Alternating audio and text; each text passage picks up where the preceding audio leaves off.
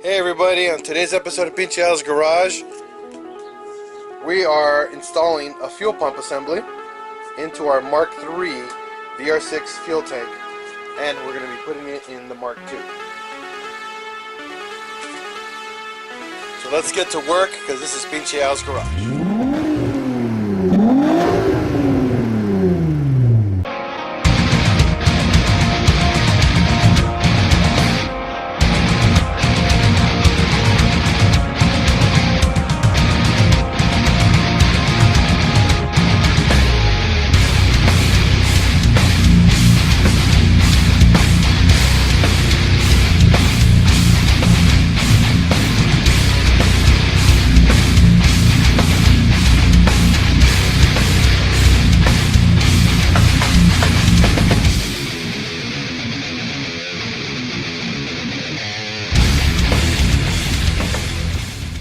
So the first thing you guys are going to need to do on this DIY is get a Mark III fuel tank. Make sure you have the actual cover here. This is super important. And then obviously you're going to buy a full fuel assembly, and I actually got it over here.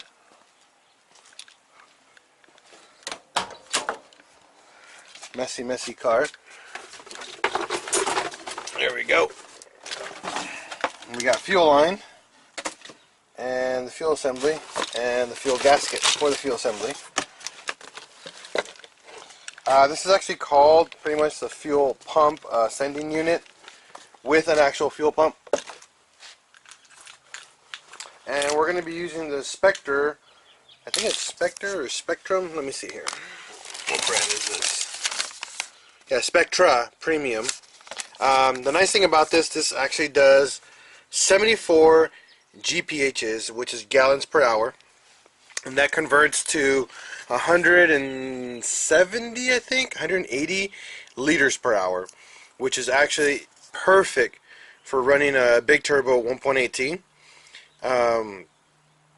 for about 300 to 400 horsepower. If you're going to want more fuel than more LPH, I would definitely recommend an inline fuel pump to get you over that horsepower rating, just because you'll starve the engine pretty much of fuel. So what we're going to do next is actually install this, because I got to actually put this in the actual car. So if we look down below, you'll see there's this bottom piece right here. Now that's where the fuel pump, or the fuel unit, locks into. They actually have these little grooves on the bottom. You guys can see this right here, and that locks it into place. Now, if you see the filler neck and this whole assembly here,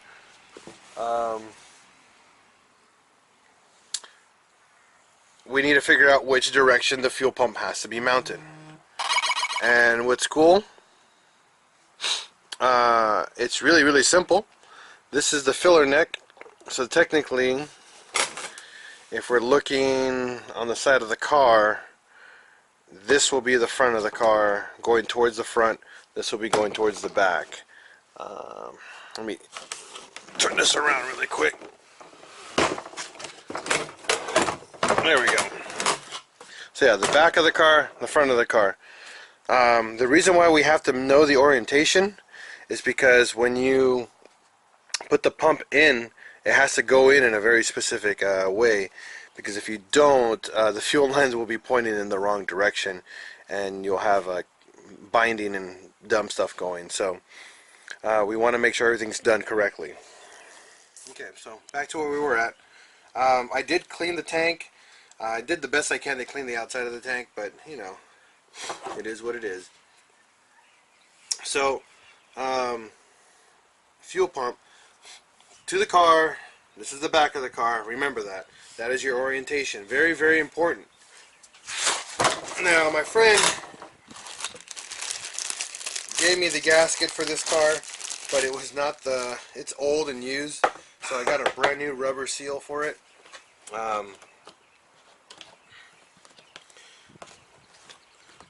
Which I'm going to give you guys the heads up. This thing is a pain in the butt to install because there's a groove right here. And that groove pretty much catches every single time right here and is hard to push down. So I'm going to show you a cool trick. When I get to that, I'm going to remove the really old one.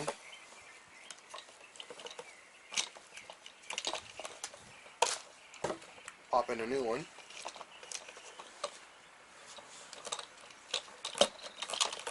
Now all you're going to do is kind of walk the seal around pretty much.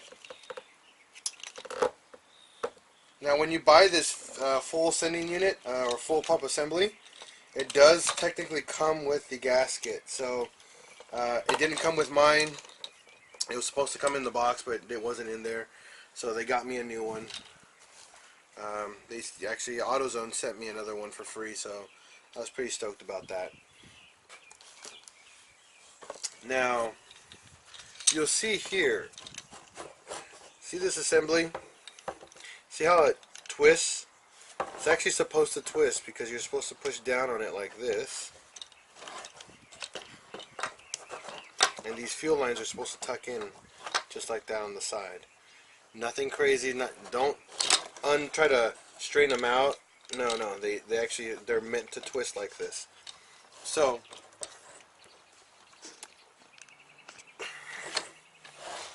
you'll see here the fuel sending unit has an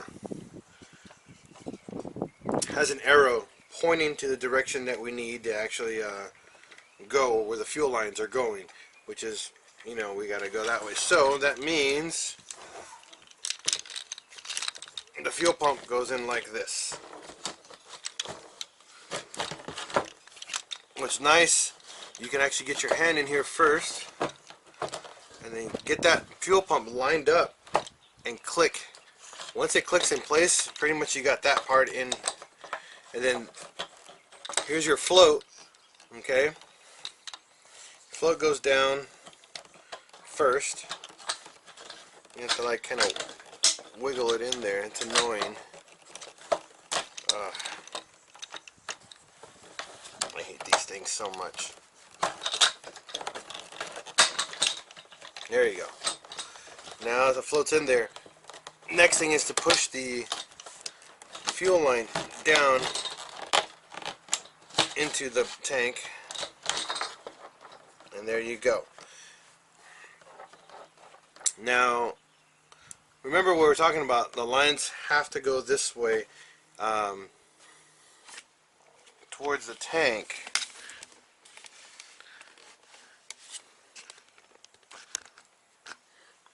That direction, because that's where the fuel lines have to go, towards the car. So remember that. This orientation is very, very vital.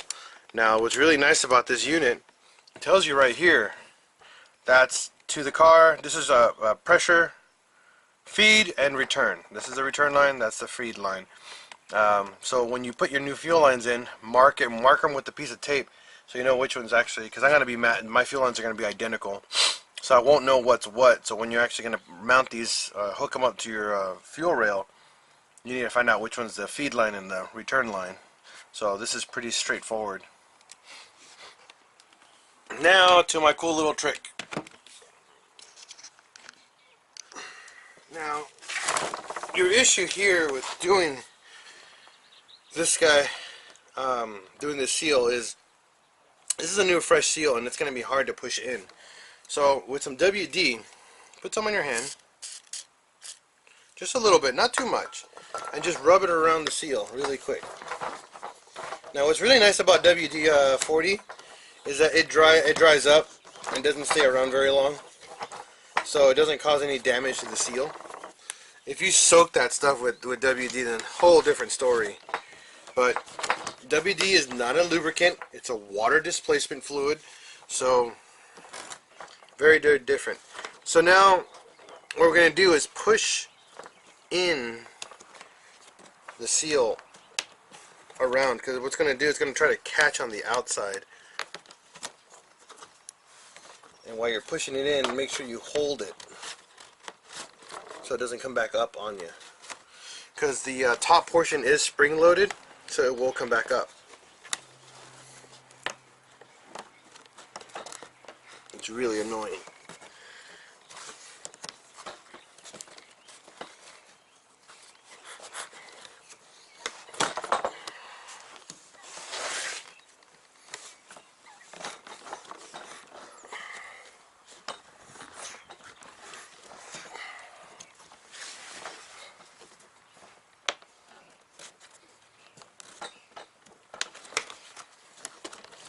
See, this seal is wanting to come back up again.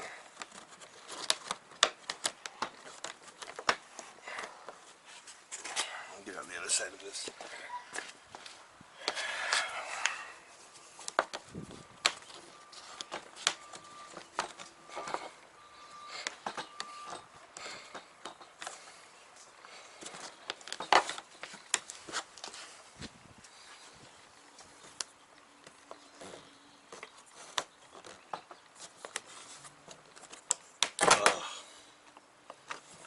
This is where the frustration kicks in. Everything else is cake. This is hands down the most annoying part of the whole entire job. Putting the gas tank in is a lot easier. This gasket, since it's new, it's going to be a lot harder.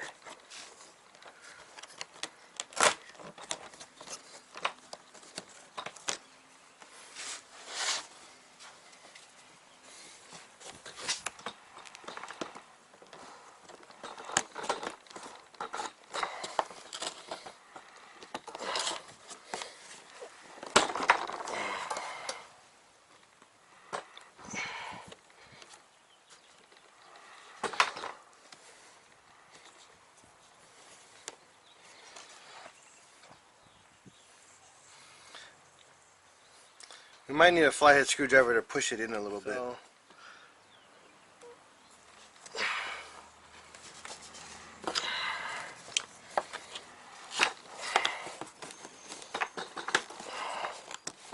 There we go. Now she's all the way down. Now with that all the way down, you got the pretty much the last ring here. This goes pretty much on here like this, and you want to put some legit force into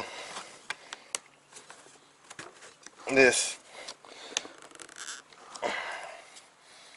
Alright, now that settles that portion of that. Now this right here, this line here is for your charcoal canister. We don't need it. We're not making this car smog legal, so you can actually cap the end of this and forget about it. It has no purpose anymore. So I would probably cut it shorter and then cap it and forget about it. That's pretty much it. I mean, there's not much to it. And then we got to go from here now, mount this into the tank, into the car, and then we're gonna do the run the fuel lines from the car all the way to the front of the engine, to the engine bay. So let's get to work on that. Alright, so now that we finished the tank, we now need to clear our area to be ready for a new tank. So we have to get rid of all these lines. Do not touch anything electrical that's not meant to be here. The 3 color wires that you see there are actually for a hitch or a tray. Yeah, it's for a hitch. I guess they were using this car to tow something. So we're going to cut and get rid of these wires.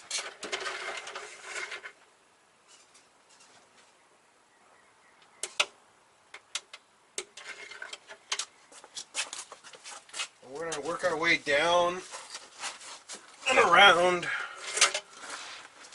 pretty much all the way down the whole entire end of the, till we get to the engine bay. Pretty much we're going to work our way over.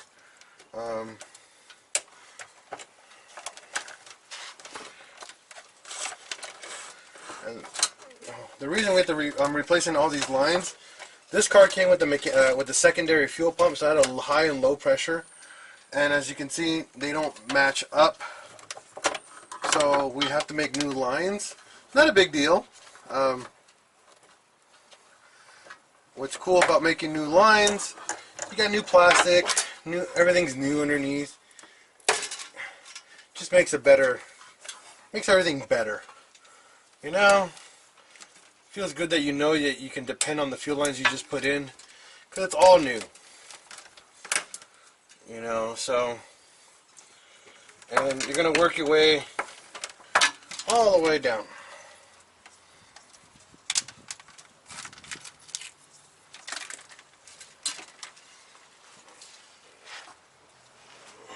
Where are my things here?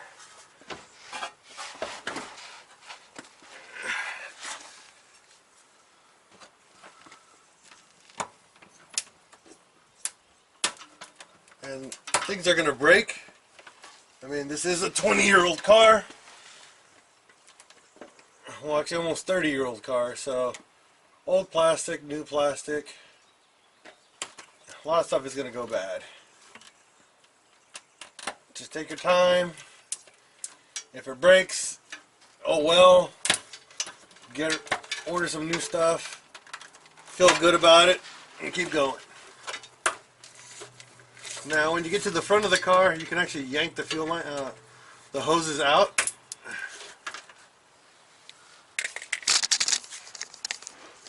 You guys can see what I'm talking about. This can be pulled out. I already cut them off, so I don't need to use any of this stuff anymore. And so the nice thing is you only need to use 2 out of the 4 mounts here.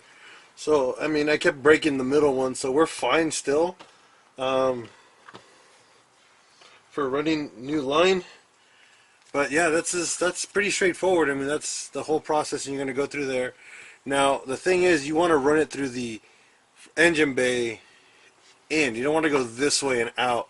And the reason why I say that is because it's going to be hard to fish it through here up, and it's easier to fish it back.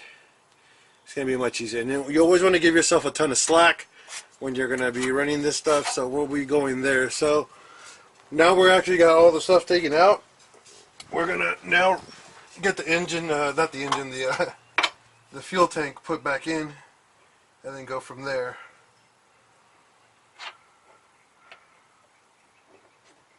So let's get to work, guys. We got a lot more ahead of us. So now that we clean everything up, now is time to install the fuel tank.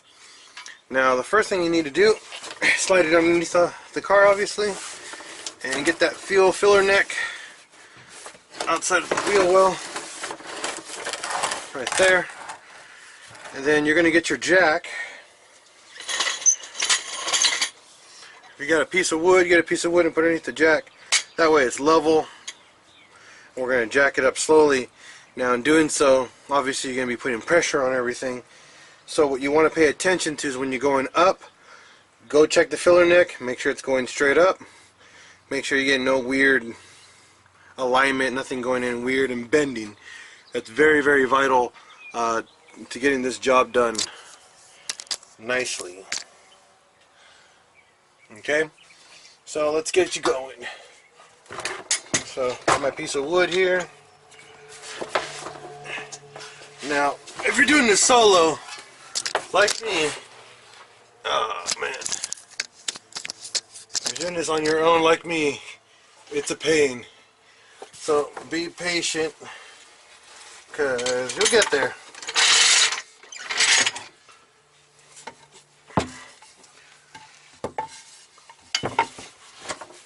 Well, I may not be able to use that.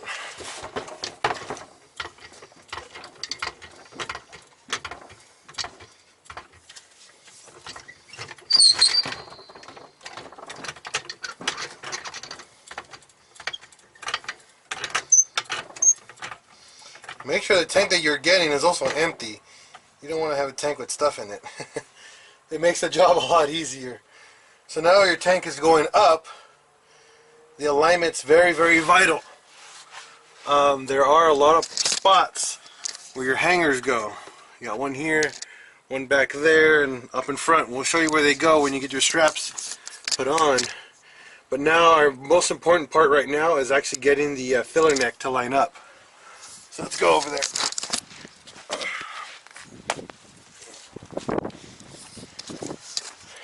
So you'll see the filler neck's almost there. A couple more pumps and it should go all the way up.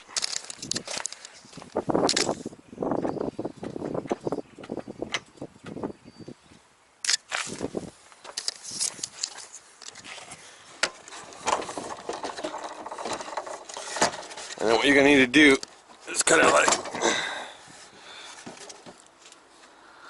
it looks like that's where it's going to go. And then there's a rubber grommet that goes in there that covers that whole thing. So we're good there. Now we got to get the straps on. There's 3 in total and 6 bolts. 2, 4, 5. I guess number 6 is here. So let me get this little bracket here.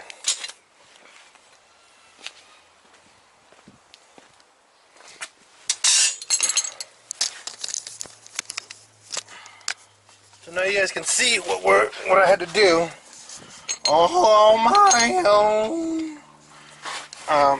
So how the straps go. There's 2 that are identical and 1 that's different. The different one goes on the far end, and you want to start with the back. Always start with the back bolts. Work your way across. Hand tighten. Do not torque them down until you're done. Once you get them all mounted, you'll see.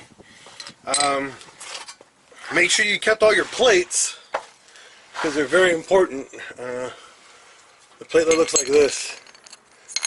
This is very, very important for the straps on the end, because they work together.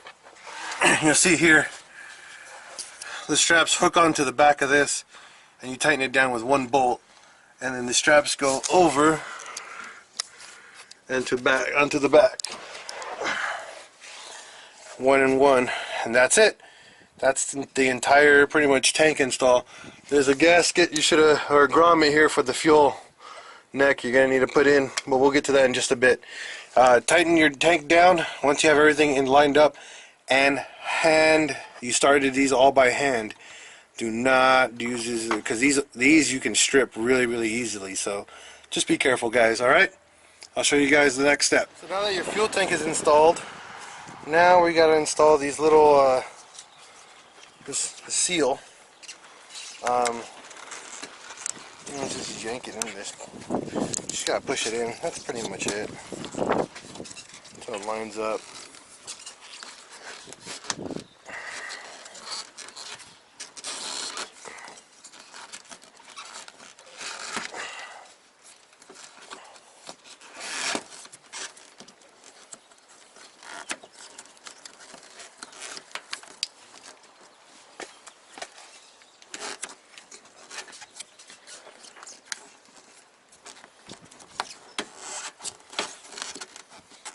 So now, fuel door, a little thing here, everything fits correctly.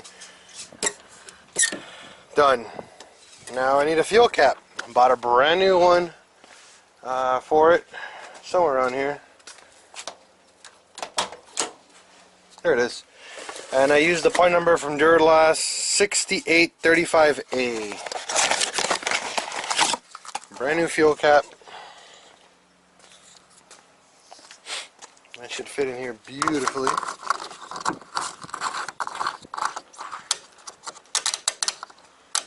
Yeah, and done. And that, everybody, is how you install an MK3 fuel tank, a full fuel assembly. And we're gonna, next DIY is actually wiring it up and making sure it works. But we're not there yet, so I cannot give you a DIY on that. So, guys, stay tuned for that later. Oh, we still gotta run fuel line. Let's do that. Sorry, let's not end this right now. We're gonna run a fuel line from the engine bay all the way back here. All right.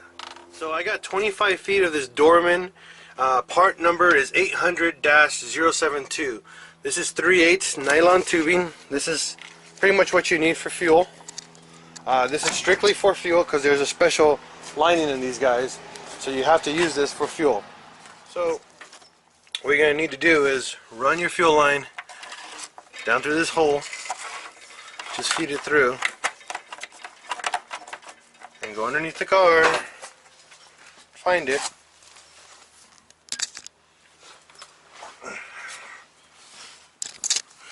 Should be right over here. Right here.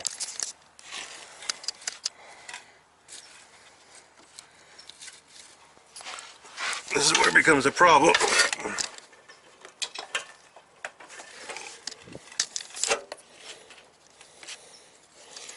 gonna put you guys over here. Bear with me.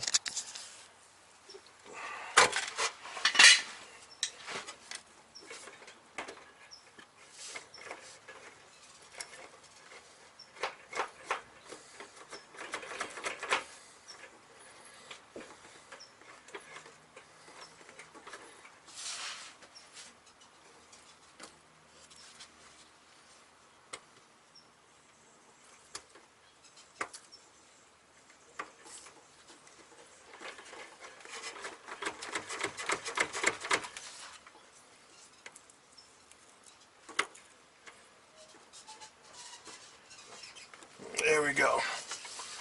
So here's your fuel line. I'm going to run it all the way down. Remember, it's okay to have too much. It's not okay to not have enough. Remember, we're going to follow these factory lines as best we can.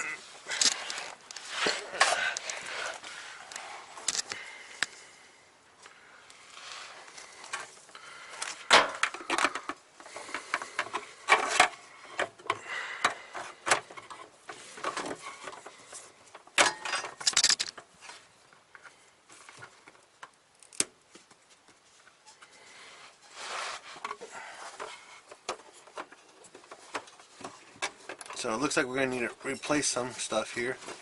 Because, oh, shies and woofins, we kinked it. What you don't want to do is kink a fuel line.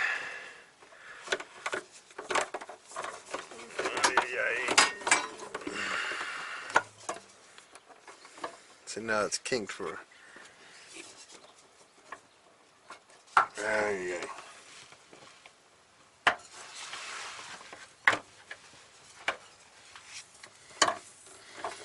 So we're going to find our little sending unit. Should be right here inside the car. So let's head over there. So we pulled the fuel line out and we want to find that kink right here. Found it.